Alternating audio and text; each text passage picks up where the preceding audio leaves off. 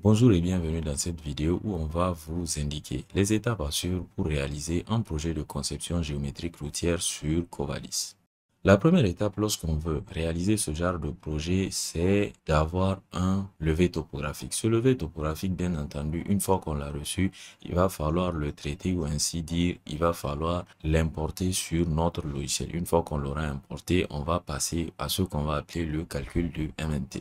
Lorsqu'on démarre un projet de conception géométrique routière, on a besoin d'un levé de terrain. Un levé de terrain qui aura été fait par des topographes. Ici, on a un levé de terrain qui a déjà été chargé. Si par ailleurs vous avez des fichiers topo qui vous ont été remis, vous pouvez venir tout simplement charger le levé à partir d'ici. Donc vous cherchez le levé en question. Une fois que vous l'aurez trouvé, vous vous assurez de mettre les bons formats qu'il faut. Et ensuite tout est bon, vous pouvez valider. Donc ce levé chargé, en fait, il va me servir à calculer ce qu'on va appeler un MNT. Donc après le chargement du point, on va tout simplement calculer le MNT qui est le modèle numérique de terrain. Donc pour calculer le MNT, on peut venir à ce niveau-là et demander à calculer le MNT. On s'assure qu'on est dans le bon calque et qu'on a sélectionné globalement tous les points. Ici, le MNT, il a été calculé sur l'entièreté de mon levé. Une fois que ceci est terminé, on peut venir désactiver ici le calque du MNT. Une fois qu'on aura chargé les points et qu'on aura calculé le MNT, on va rentrer dans le vif du sujet. À ce niveau, on va faire appel à la barre de commande Autopiste. Cette barre de commande va nous permettre de réaliser l'entièreté de notre projet. La première étape avec laquelle on va démarrer, ça sera bien entendu la création du projet et quelques petits paramétrages qu'on va faire à ce niveau-là. Lorsqu'on aura calculé le MNT, on pourra démarrer avec notre projet. Pour cela, on va aller sur Autopiste. Autopiste, on va aller à création d'un nouveau projet. Donc, ce nouveau projet, on peut lui donner un nom. Je vais laisser le préfixe de calque à PRJ et je vais sélectionner le MNT qui a été précédemment calculé. Donc, la création du projet est terminée. On peut venir éditer le projet en changeant par exemple le nom du projet, le préfixe des calques et même l'état de terrain ici qui a été généré. Une fois qu'on aura créé le projet, on va passer à la création de l'axe en plan ou des axes en plan selon la complexité de notre projet. L'axe en plan, ça sera tout simplement une polyligne qui va décrire le milieu de notre route. Donc cet axe en plan là, vous verrez qu'il pourra être calculé ou du moins créé et modifié et même être habillé avec énormément de commandes ici qu'on dispose sur Autopiste qui va bien entendu nous faciliter le travail. Après le calcul du MNT et la création du projet, on va passer à la création de l'axe en plan. La création de l'axe en plan est l'une des parties assez longues lorsqu'on va travailler sur Autopiste. Donc, pour créer notre axe en plan, on va venir tout simplement ici et on va faire créer. Je vais l'appeler axe du projet et on va faire certains paramétrages. Ces paramétrages-là seront en fait pour la plupart des paramétrages d'affichage ou bien des paramétrages de normes qui vont nous permettre de savoir si on n'est pas en train de commettre des erreurs relatives à cette norme-là au niveau de la création de mon axe en plan. Mon axe en plan est créé, je vois cette fenêtre qui fait son apparition. Cette fenêtre va me permettre de créer les éléments d'axe. Par exemple, là, je vais aller créer les alignements droits.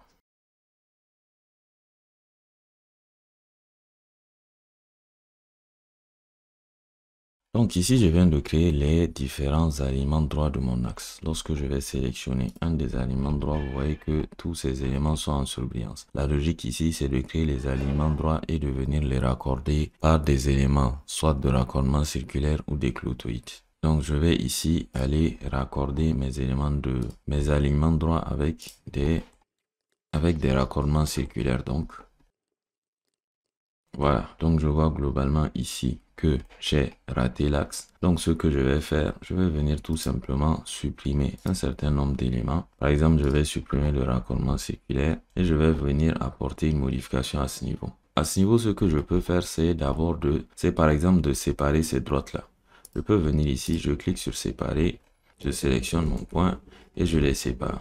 Une fois qu'ils sont séparés ici, je peux venir réarranger mes axes.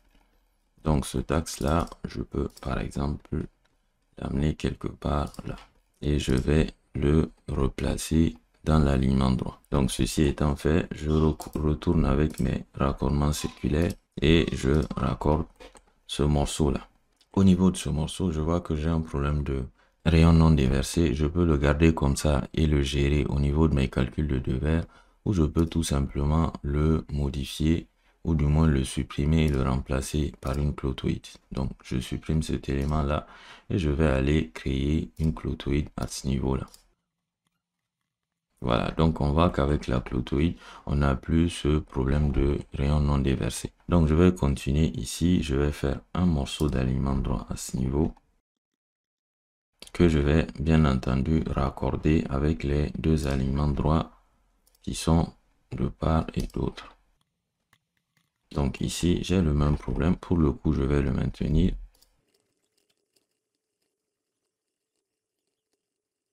Donc là, tous les éléments de mon axe ont été raccordés. Mon axe en plan, il est terminé. Cet axe en plan, lorsqu'il est terminé, on a vu déjà qu'on pouvait apporter quelques modifications sur cet axe-là.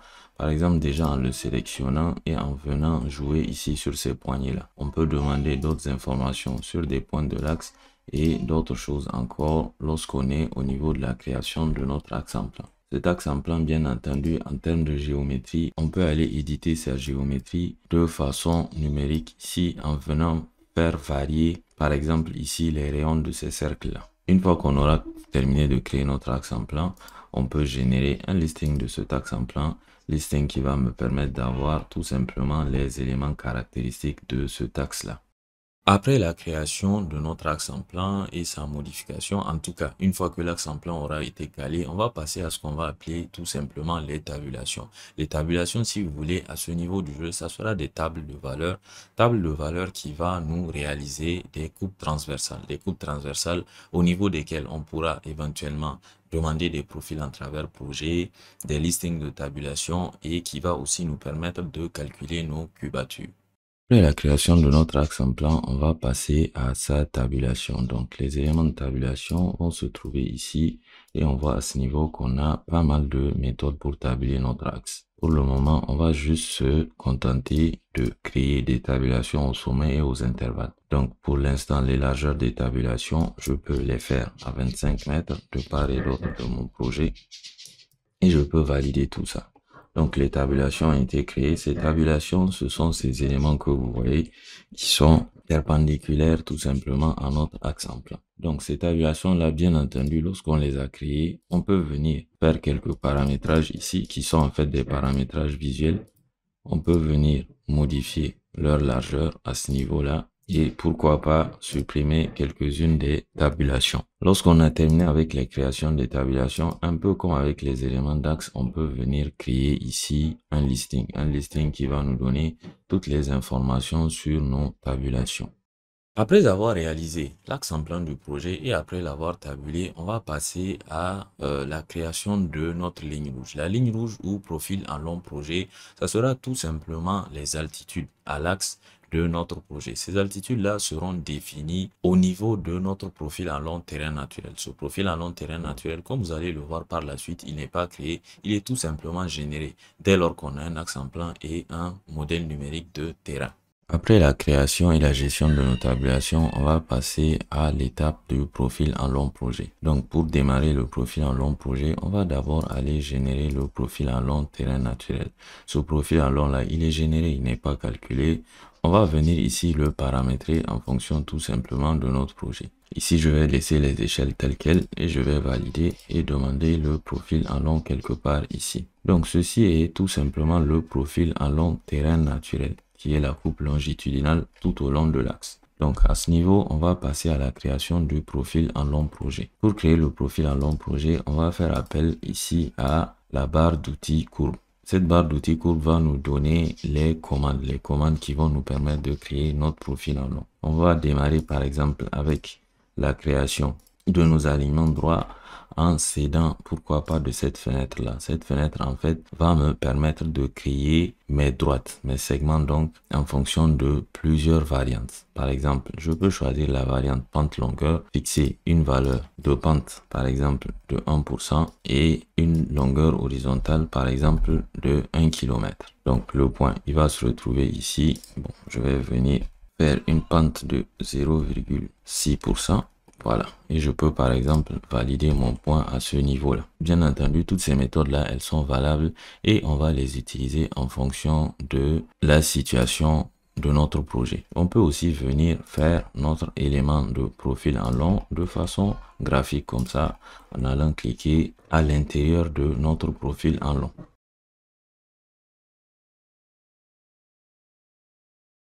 Donc là, je viens de créer les éléments de mon alignement droit. Bien entendu, vous aurez remarqué que je me suis accroché un peu partout. Je ne me suis pas préoccupé d'éventuelles contraintes qu'il y aurait à ce niveau-là. Ce profil en long, un peu comme on l'a vu avec l'axe en plan, il peut être modifié. Par exemple, là, je peux venir insérer un segment. Si je trouve que ce segment-là est trop long, et créer ici un point d'inflexion, ce qui va me permettre de modifier mon profil en long. Ce profil en long, bien entendu, à l'état actuel, il n'est pas terminé. Il n'est pas terminé tout simplement parce que je n'ai créé que les alignements droits. Il va falloir à ce niveau venir créer les éléments de raccordement. Donc les éléments de raccordement, on va les retrouver ici. Donc pour raccorder deux éléments entre eux, c'est simple, on va les sélectionner et on va donner un rayon. Donc lorsqu'on a donné le rayon, Covadis va tout simplement recalculer notre élément de profil en long. Donc ce profil en long, le voilà. Il y a bien entendu pas mal de choses à dire là-dessus, comme par exemple le fait de pouvoir éditer un segment ou éditer complètement la géométrie de mon profil en long. La création du profil en long projet étant terminé, on va passer à ce qui est probablement la partie la plus compliquée au niveau de ce genre de conception, qui est la création des profils en travers type. Les profils en travers type, comme vous le verrez, seront créés par la méthode qu'on va appeler création par points. Cette méthode va nous permettre de créer des points qu'on va joindre par des lignes pour ensuite aller définir des sections de chaussée ou du moins des couches de chaussée. Une fois qu'on aura réalisé ce profil en travers type, on pourra passer à la dernière étape de notre projet. Lorsqu'on a fini avec la création du profil en long projet, on va passer à l'étape qui est probablement la plus compliquée sur Autopiste, à savoir la création des profils en travers type. Pour les profils en travers type, on peut les créer de deux façons, soit en utilisant la méthode par couche ou la méthode par point. Donc ici, je vais faire la méthode par point et demander pourquoi pas de créer un nouveau profil en travers type. Donc à ce niveau-là, je vais faire très simple et créer un profil en travers type relativement simple. Pour créer les profils en travers type par point, on va d'abord créer nos points. Donc ces points-là, ils seront liés entre eux par des formules mathématiques assez simples. Par exemple, là, je vais créer le premier point qui sera lié au point 0 avec une méthode dxpant. Donc, on a notre point 1 à ce niveau-là. Je peux continuer, par exemple, en créant d'autres points du profil. Pourquoi pas avec cette méthode dxdz-là. Donc là, lorsque les points ont été créés, on peut les lier avec des lignes. Donc la première ligne ici qu'on va faire, ça sera notre ligne projet. Donc la ligne projet, je peux la faire de ce point-là jusqu'à arriver à ce point 4.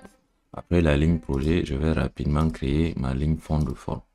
Donc cette ligne fond de forme va me permettre de faire une différenciation entre les couches de terrassement et les couches de chaussée. Donc une fois que j'aurai calculé mon fond de forme, je vais aller créer les lignes de talus, pourquoi pas. Donc je vais créer les lignes de talus. Bien entendu, ce profil en travers là, c'est juste un cas d'exemple. Je vais par exemple créer ici mon point de test. Le point de test, c'est lui qui va permettre à Autopiste de déterminer si on est dans un cas de remblai ou de déblai. Je vais ensuite créer mes points d'entrée en terre à partir bien entendu de ce point test là avec des pentes de 1 pour 2. Ces points-là, lorsque je les aurai créés, je peux aller les joindre avec des lignes de talus. Donc, dans le cas de déblai, ça sera ce talus-là. Et dans le cas de remblai, ça sera, par exemple, cette ligne de talus-là. Donc, une fois que tout ceci est terminé, je peux enregistrer. Mais bien avant ça, je vais créer deux lignes supplémentaires et des couches de chaussée. Donc, les lignes supplémentaires, je peux me placer sur indifférent. Je vais faire une ligne, par exemple, que je vais appeler arras subbase, qui sera cette ligne de 5 à 2, et je vais créer une autre ligne que je vais appeler par exemple arras subfondation. Donc après la création des lignes, je peux rapidement créer les couches. Voilà, donc à ce niveau, je peux aller enregistrer mon profil en travers type. Ici, je vais l'appeler mon premier profil en travers type. Et je reviens sur mon projet. Ce profil en travers type par point, lorsqu'il est terminé, il va falloir qu'on l'affecte à notre projet et qu'on puisse calculer le projet. Une fois que le calcul du projet sera terminé, on pourra passer à l'exploitation des résultats. L'exploitation des résultats, vous allez le voir, c'est rien de bien compliqué. À partir du moment où on a terminé tout notre projet, il nous suffira de dire à Autopiste qu'on a besoin de telle information ou de telle information. Lorsqu'on a terminé avec la création de notre profil en travers type par point, on peut revenir ici sur notre projet. Ce profil en travers, bien entendu, il va falloir le lier à notre projet en question. Donc, pour le lier à ce projet, on va venir ici et l'affecter à notre projet. On veut le lier à gauche et à droite à tout notre projet. Donc, on va venir ici, sélectionner tout le projet et venir sélectionner le profil en travers type l'affecter et valider. Lorsqu'on va valider, on va aller calculer notre projet. On n'a pas de reprise de chaussée ici à gérer, ni de courbe de fossé. Donc, on va tout simplement demander de dessiner ces trois premiers éléments. D'ailleurs, on n'a même pas de décapage à gérer et on va ici calculer le projet. Donc ici, le projet, il a été calculé. Le projet, il a été calculé. Ici, on peut venir demander un habillage. Un habillage qui est relativement primaire. On peut demander de dessiner les lignes longitudinales et de valider à ce niveau-là. Donc, lorsqu'on va aller au niveau de notre projet, on verra que les lignes longitudinales ont été créées. Ces lignes rouges que vous voyez représentent les cas de remblai et ces lignes jaunes que vous voyez représentent les cas de déblai. Donc, les lignes qui lient les points d'entrée en terre pour les cas de déblai.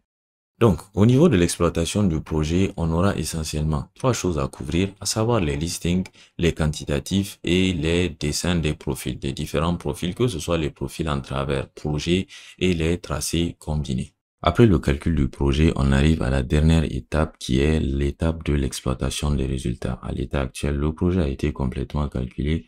On peut venir ici demander à Autopiste par exemple, de générer les listings d'axe en plan, le profil en long de tabulation des emprises. Ces listings-là seront automatiquement générés par Autopiste. En plus des listings, on peut ici venir demander des éléments de cubature, des cubatures de déblai remblai à ce niveau-là, qui vont nous donner bien entendu les déblais et les remblais par profil et des quantitatifs généraux. Ici, un type de listing qui peut être intéressant, c'est le listing à la carte qui va nous permettre de fusionner dans un seul fichier Excel plusieurs feuilles. Donc, plusieurs feuilles. Ici, vous voyez que j'aurai une feuille pour l'axe en long, le profil en long, les cubatures, les entrées en terre, etc. Je peux valider et attendre qu'Autopiste génère tout ça. Donc, ici, on a un listing d'axe en long, de l'axe en plan, des cubatures, des blés remblais. Ici, c'est l'utilisation des matériaux que j'ai utilisés au niveau, bien entendu, de la création de mon profil en travers type. Donc, j'ai créé un matériau de béton bitumineux, un matériau de couche de base et un dernier matériau de couche de fondation à ce niveau-là. Donc, ces matériaux-là, j'ai tous leurs quantitatifs en fonction des profils auxquels je suis et bien entendu, j'ai des quantitatifs cumulés, ce qui va me permettre de facilement réaliser mes attachements d'évolution de travaux. Après les listings et les quantitatifs, ce qu'on pourra générer, ça sera par exemple les profils en travers, les dessins de profil en travers projet. Pour les dessiner, on va venir ici, cliquer sur profil en travers projet, valider ici à ce niveau et demander à Autopiste de nous les dessiner. Donc, je vais les dessiner comme ça. Donc, je vois ici tous mes profils en travers qui ont été dessinés à ce niveau-là. Il y a des modifications qu'on peut apporter sur ces profils en travers, notamment demander ici des cotations au niveau des pentes ou bien changer par exemple les types de hachures ici de remblai. La dernière étape à ce niveau, toujours au niveau de l'exploitation du projet, c'est de créer les tracés combinés. Donc, pour les créations de tracés combinés, on va créer les tracés combinés sur l'entièreté de notre projet. On veut la vue en plan au-dessus, le profil en long en dessous et un certain nombre d'optimisations. Ici, pour éviter que la création soit trop longue, vu qu'on est dans un cas d'exercice, je vais diminuer le nombre de profils, sinon on aurait 104 pages à gérer. Donc, vu qu'on est sur un exemple, je peux par exemple me limiter ici à 100 profils. Donc, on va qu'à 100 profils, à l'état actuel, on est à 20 pages. Ce que je vais faire ici, c'est d'octroyer 10 mm pour l'axe en plan et 197 mm pour le profil en long pour une hauteur totale de 297 qui représente, si vous voulez, la hauteur d'un format A3. Donc, une fois que j'ai terminé, je valide et la création des tracés combinés va démarrer. Donc, les tracés combinés ici ont été générés tels que vous le voyez avec, comme je l'ai demandé, au-dessus l'axe en plan et en dessous le profil en long. Bien entendu, ces éléments peuvent être légèrement réarrangés, notamment au niveau ici du type de hachure qui est solide. Je peux venir au niveau de ces tracés combinés là et par exemple mettre en page une d'entre elles. Je vais demander d'imprimer en A3 ISO Full Bleed A3. Donc, j'ai à ce niveau le tracé combiné qui a été mis en page. Je peux demander ici à Autopiste d'aller me mettre en page toutes les autres présentations conformément à celle-là. Donc, vous voyez ici que toutes les autres présentations qui représentent en réalité les tracés combinés que j'ai générés seront mises en page conformément à ce que j'ai demandé.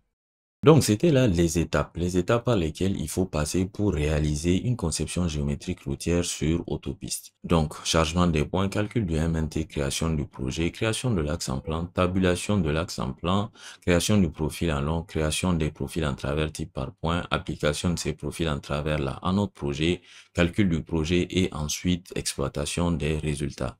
Si ce genre de projet vous intéresse, c'est-à-dire la manipulation et la compréhension d'autopistes, on a une formation gratuite sur notre chaîne YouTube Bull Ingénierie. Formation gratuite que je vous invite vivement à suivre au niveau de notre chaîne YouTube. Cette formation est composée de 153 épisodes, 153 leçons, pour ainsi dire, des leçons qui vont vous permettre, si vous les suivez étape par étape, d'avoir une bonne maîtrise du logiciel. Si vous avez du mal à suivre des formations vidéo et que vous avez besoin d'un appui personnel, sachez aussi que nous faisons des formations en ligne sur Zoom. Je vais vous laisser tous les liens dont vous aurez besoin dans la description et pour suivre notre formation gratuite sur Autopiste et pour suivre des formations en ligne que nous donnons sur Zoom.